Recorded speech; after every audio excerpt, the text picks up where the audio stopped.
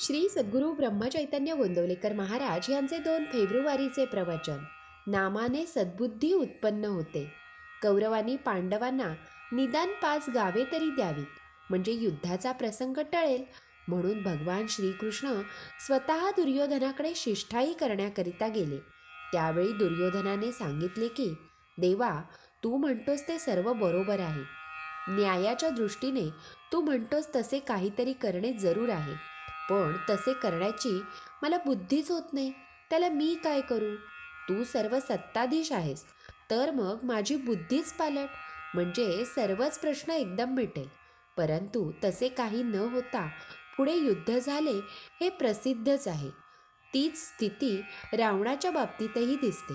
म्हणून सगुणरूपी अवताराने वासना किंवा बुद्धी पालटण्याचे कार्य होऊ शकत नाही असे दिसते. सद्बुद्धी उत्पन्न करण्याचे सामर्थ्य फक्त भगवंताच्या नामातच आहे. म्हणूनच त्रिकाला बाधित असणाऱ्या नामावताराची आता जरुरी आहे. नाम म्हणजे भगवंतच आहे. ते नाम अनन्य होऊन आपण घेऊया. एका माणसाची प्रकृती बरी होती, पण त्याच्या पायामध्ये काहीतरी दोष उत्पन्न झाला. डॉक्टर म्हणाला की जीव वाचवायचा असेल, बाकीचे सर्व शरीर टिकवायचे असेल तर पाय कापायला हवा. आता नुसता प्राण आहे, पण हात हलत नाही, पाय हलत नाही, डोळ्याने दिसत नाही, कानाने ऐकू येत नाही, पण प्राण आहे तर उपयोग नाही. याउलट बाकी सगळे आहे पण प्राण नाही, तरीही उपयोग नाही. प्राण आहे पण बाकीच्या गोष्टींपैकी एखादी नसली तर चालू शकेल. समजा कानाने ऐकू येत नाही, नाही तर नाही, कुठे बिघडले?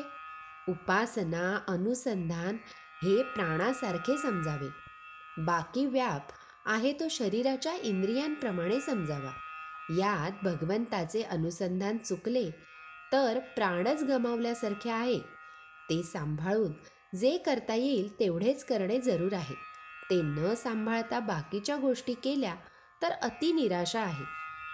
आमच्या मनासारख्या गोष्टी होत नाहीत म्हणून आम्ही दुःखी आहोत असे म्हणण्यापेक्षा ती गोष्ट आमच्या मनात आहे हेच दुःखमूळ आहे. अमकी गोष्ट सुखदायक आहे ही जी कल्पना आहे तीच दुःखमूळ आहे हे समजून आपण वागले पाहिजे. मांजर उंदराशी खेळते, ते त्याला धरील, परत सोडील, पुन्हा धरील, पुन्हा सोडील, पण शेवटी प्राण घेईलच त्याचा.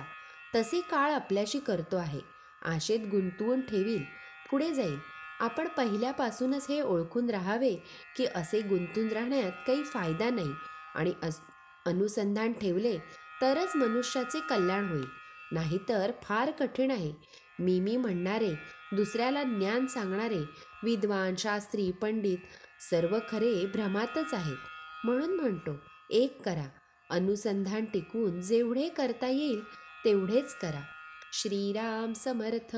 आपल्या इच्छेनुसार गोष्टी घडत नाहीत, ही भगवंताची कृपाच आहे. श्री सद्गुरू ब्रह्मचैतन्य गोंदवलेकर महाराज की जय. जय जय रघुवीर समर्थ.